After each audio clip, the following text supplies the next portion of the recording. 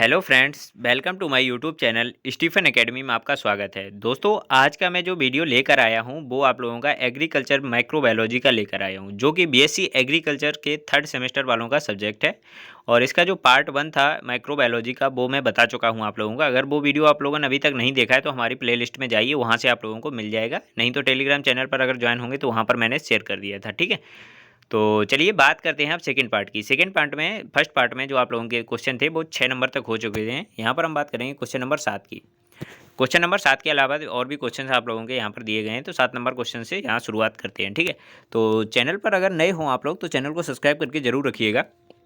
इसी प्रकार के वीडियो हमारे चैनल पर लगातार आप लोगों को प्रोवाइड होते रहेंगे एग्जाम तक।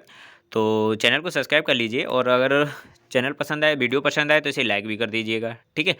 तो और नोट्स पाने के लिए हमारे टेलीग्राम चैनल को भी ज्वाइन करके रखिए, जिससे आप लोगों को नोट्स भी प्रोवाइड करा दिए जाएंगे। अभी कुछ दिनों से नहीं हो पा रहे हैं क्योंकि थोड़ी प्रॉब्लम चल रही है, इस वजह से नोट्स नहीं प्रोवाइड हो पा रहे हैं आप लोगों को। लेकिन मैं कोशिश करूंगा कि आप लोगों को जल्दी से जल्दी प्रोवाइड करा दिए जाएँ, ठीक है। तो यहाँ पर क्वेश्चन नंबर 7 की हम बात करेंगे। तो क्वेश्चन नंबर 7 में यहाँ पर बताया गया है कि ग्राम अभिरंजक की विधि लिखिए। ग्राम अभिरंजक जो विधि होती है उसको लिखना है। ग्राम अभिरंजक विधि जो होती है वो क्या होती है।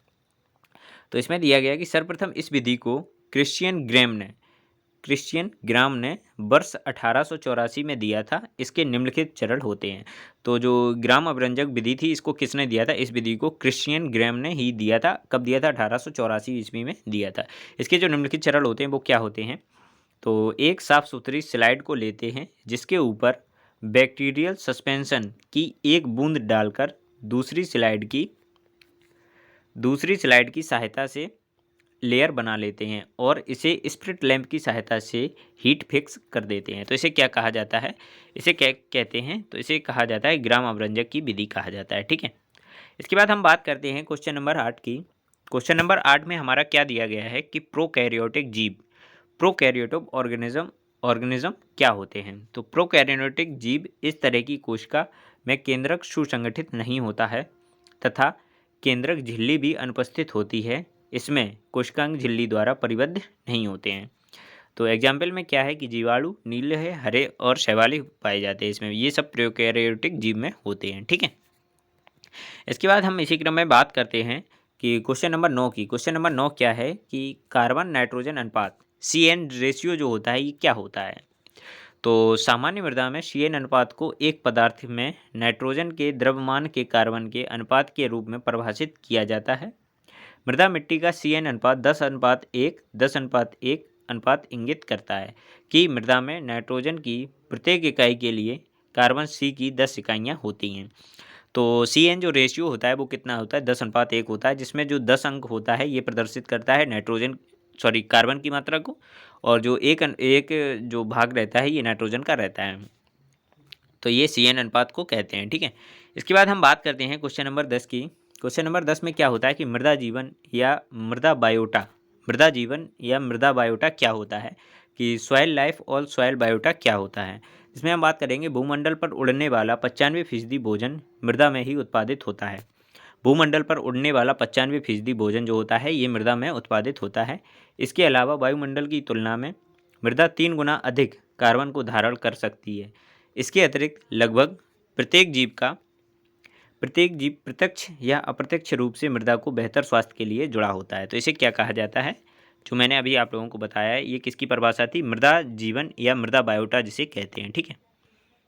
इसमें क्या होता है कि 95% भूमंडल पर उड़ने वाला 95% भोजन मृदा में ही उत्पादित होता है। इसे मृदा बायोटा या मृदा जीवन कहते हैं। इसके बाद हम बात करेंगे इसी क्रम में 11 की। क्वेश्चन नंबर 11 क्या है कि फाइटोएरोलेक्सिन क्या होता है। तो फाइटोएरोलेक्सिन कम आणविक भार वाले रोगाणु रोधी यौगिक होते हैं, जो परिणाम स्वरूप वे एक जटिल रक्षा प्रणाली से शामिल होते हैं, जो पौधों को हमलावर रोगाणुओं की प्रबंधन करने की अनुमति को देता है। तो इसे क्या कहते हैं? फाइटोएरोलेक्सिन कहा जाता है। अगले क्वेश्चन में हम बात करेंगे क्वेश्चन नंबर 12। क्वेश्चन नंबर 12 जो है, इसमें क्या होता है कि स्वपोषी और परपोषी जो जीव होते हैं ये क्या होते हैं। तो स्वपोषी जीव बीज उत्पादक प्रोड्यूसर जीव होते हैं, जो प्रकाश की प्रक्रिया के साथ ही सूर्य की उपस्थिति में अपना भोजन तैयार कर लेते हैं, वे स्वपोषी कहलाते हैं। स्वपोषी क्या होते हैं कि वे उत्पादक मतलब प्रोड्यूसर जिन्हें कहा जाता है, प्रकाश की प्रक्रिया के साथ सूर्य की उपस्थिति में अपना भोजन बना लेते हैं उन्हें स्वपोषी कहते हैं। ठीक है। अब जो परपोषी होते हैं ये क्या होते हैं कि वे उपभोक्ता जो अपने भोजन के लिए दूसरों पर निर्भर करते हैं, तो उन्हें क्या कहा जाता है, उन्हें परपोषी जीव कहा जाता है। ठीक है।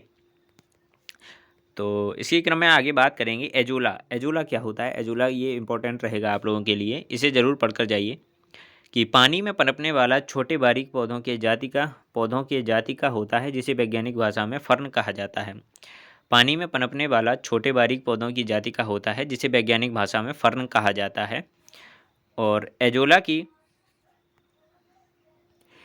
की पंखुड़ियों में एनुबिना नामक नीलहरित काई के जाति का एक सूक्ष्म जीव होता है, जो कि सूर्य के प्रकाश में वायुमंडलीय नाइट्रोजन का यौगिकीकरण करता है और हरे खाद की तरह फसल को नाइट्रोजन की पूर्ति करता है।